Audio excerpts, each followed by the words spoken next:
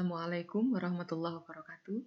Bapak Ibu, para peserta pelatihan jarak jauh, penelitian tindakan kelas Angkatan 9, selamat datang di kelas kita. Pada kesempatan kali ini kita akan mengawali dengan sesi materi yang pertama, yaitu konsep penelitian tindakan kelas. Silakan Bapak Ibu mulai menyiapkan diri untuk belajar secara maraton, namun dengan target tetap Smart Mastery Learning ya. Bapak Ibu tetap harus bersiap dengan itu. Bapak Ibu yang saya banggakan, di awal pertemuan kita ada beberapa hal yang perlu saya sampaikan pada Bapak Ibu semuanya. Yang pertama, bahwa membuat KTI harus mengindahkan prinsip APIK, yaitu asli, harus betul-betul karya Bapak Ibu, perlu yang Bapak Ibu lakukan bukan hal yang sia-sia, memang penting, ilmiah, Bapak Ibu harus mengikuti kerangka penulisan dan sistematikanya. Dan yang keempat adalah konsisten. Mulai dari judul, rumusan masalah, dan seterusnya hingga kesimpulan, Bapak Ibu harus konsisten. Yang kedua, bahwa KTI yang baik adalah KTI yang bisa jadi produknya. Maka, untuk pelatihan tindakan kelas yang kali ini akan kita lakukan, Bapak Ibu, kita punya target di akhir pelatihan Bapak Ibu harus bisa membuat sebuah laporan hasil PTK yang lengkap dengan lampiran-lampiran yang diperlukan. Nomor 3, no plagiarism. Salah satu kaidah terpenting dari menulis karya ilmiah adalah adanya etika kejujuran ilmiah. Tidak boleh ada copy paste tanpa menunjukkan dari mana referensinya. Yang terakhir adalah time limit. Sebagaimana yang telah saya sampaikan pada forum BLC kemarin, bahwa pastikan Bapak Ibu cek rundown, jangan sampai Bapak Ibu terlambat mengupload tugas. Karena sekali Bapak Ibu terlambat untuk upload tugas, artinya Bapak Ibu by sistem sudah akan dinyatakan gugur. Bapak Ibu, ini rundown kita pada bulan Agustus sekaligus targetnya. Silakan dicermati. Yang paling penting Bapak Ibu untuk perhatikan, saat ini kita ada pada materi yang pertama, untuk materi inti yaitu konsep penelitian tindakan kelas. Bapak Ibu, sekarang kita ada di tanggal 20, cek yang saya beri tanda, Bapak Ibu terakhir mengumpulkan tugas pada produk ini adalah tanggal 22 Agustus, jam 23:55, pastikan tidak terlambat. Berikutnya, Bapak Ibu nanti produk proposal penelitian tindakan kelas yang Bapak Ibu harus buat itu menggunakan sistematika ini. Kerangkanya persis seperti ini, mohon nanti Bapak Ibu indahkan. Dan pada materi kita yang pertama ini nanti, target produk kita adalah Bapak Ibu menyusun poin A dan B. Bapak Ibu, di antara paradigma dari penelitian tindakan kelas yang perlu kita jadikan sebagai landasan berpikir, yang pertama adalah pastikan Bapak Ibu punya masalah pembelajaran. Maka yang pertama, silakan lakukan identifikasi terhadap permasalahan pembelajaran yang Bapak Ibu hadapi, rasakan sebagai guru. Permasalahan tersebut bisa terkait dengan proses pembelajaran atau kalau Bapak Ibu mengampu PK, proses layanan bimbingan dan konseling, ataupun hasilnya. Ya, jadi lingkupnya nanti ada dua, bisa proses, bisa hasil. Dan saran saya sebaiknya keduanya. Tidak bisa hanya fokus ke hasil kalau tidak ada perbaikan prosesnya. Setelah Bapak Ibu melakukan identifikasi masalah, paradigma yang kedua dari penelitian tindakan kelas adalah tetapkan, prioritaskan mana masalah yang Bapak Ibu akan berikan treatmentnya.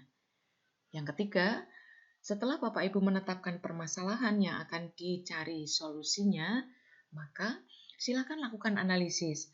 Apa yang menyebabkan hal tersebut terjadi? Mengapa?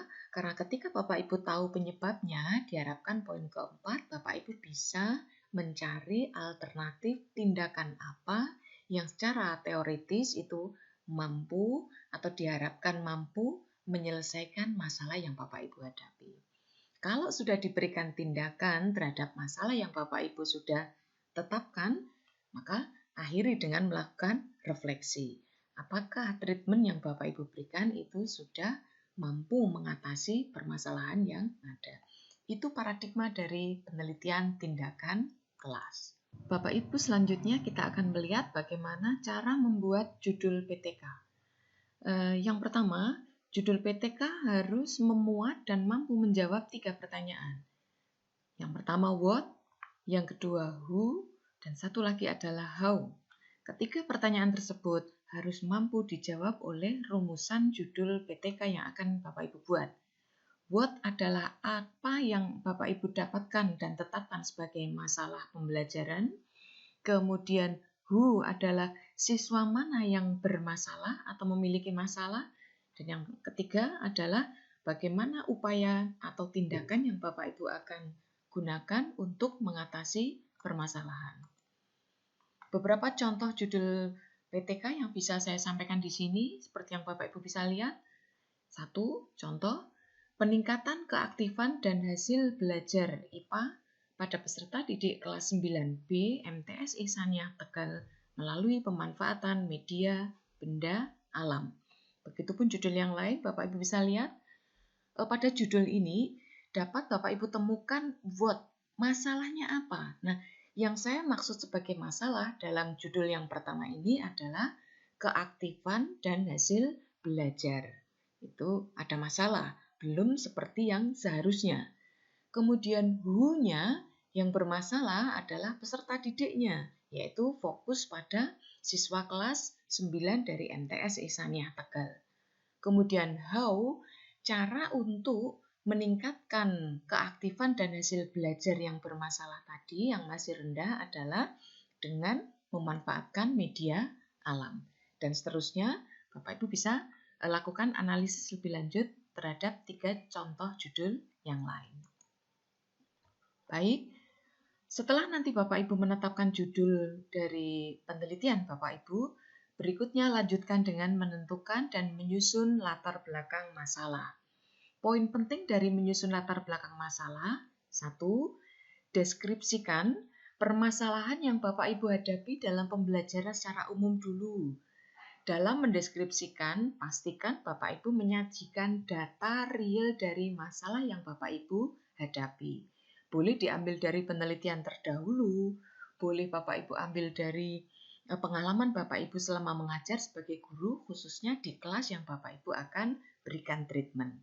Yang kedua, silakan deskripsikan kondisi yang seharusnya atau kondisi idealnya. Harusnya dengan masalah yang Bapak Ibu dapati, pembelajaran itu seperti apa, kondisi ideal. Yang ketiga, silakan deskripsikan juga apa dampaknya jika masalah yang Bapak Ibu temukan itu tidak diatasi.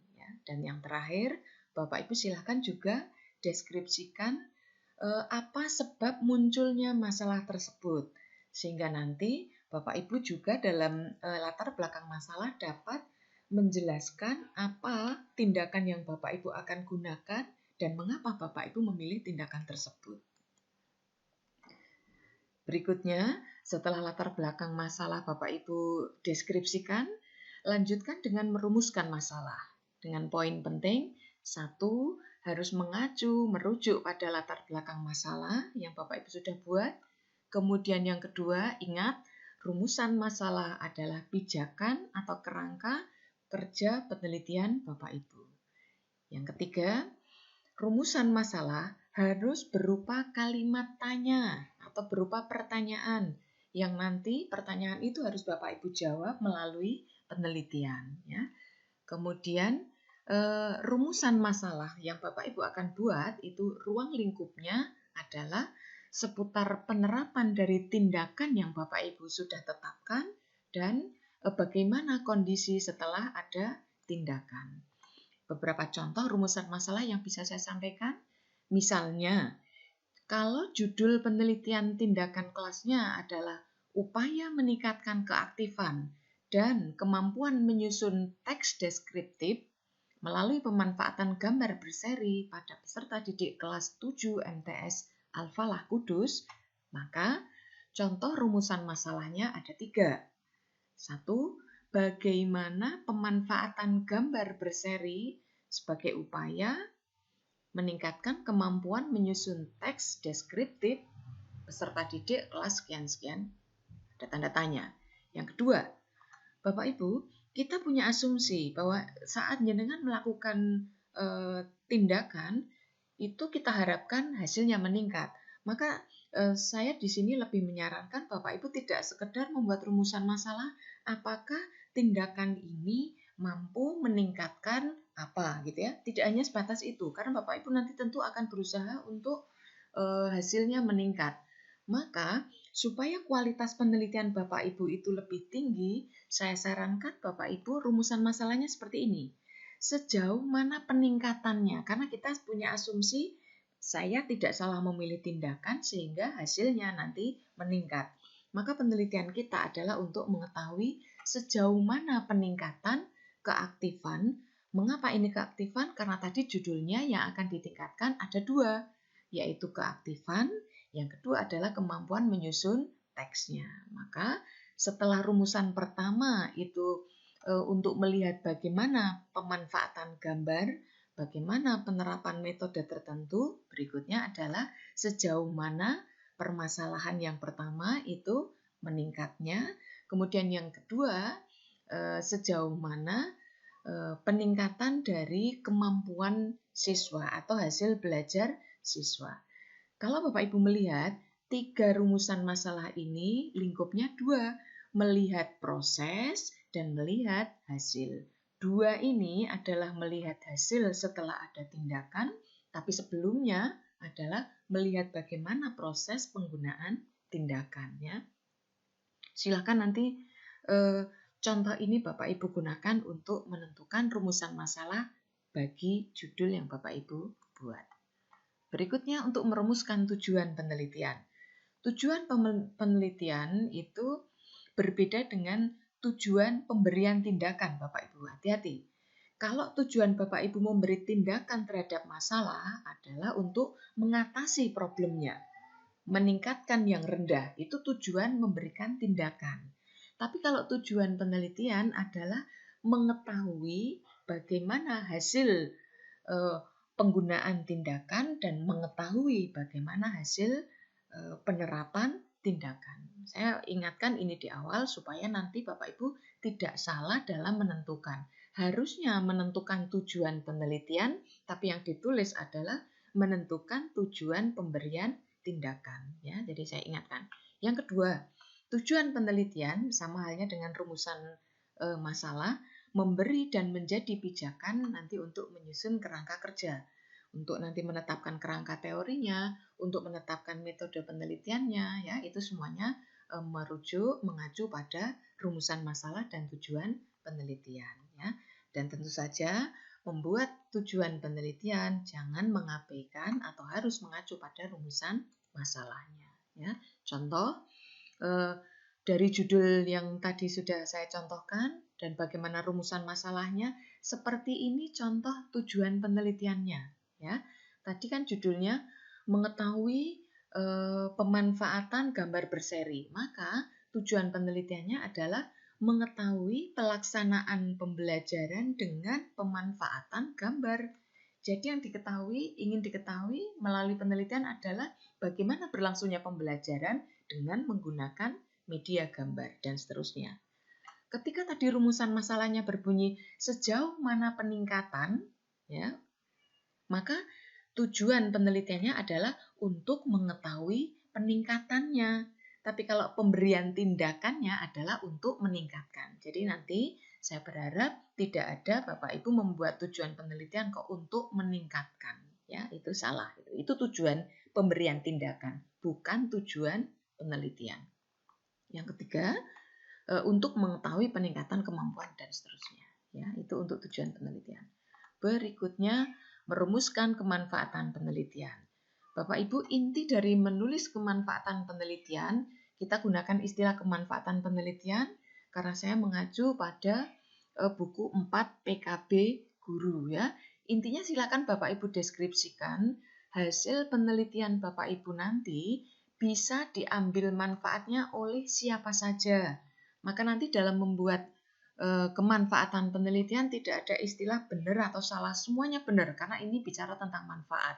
Hanya bedakan nanti dipilah nih, manfaat untuk peserta didik Bapak Ibu apa, manfaat bagi Bapak Ibu dan teman sejawat lain sebagai guru itu apa, bagi kepala madrasah, bagi madrasah, dan seterusnya silakan Bapak Ibu deskripsikan ya.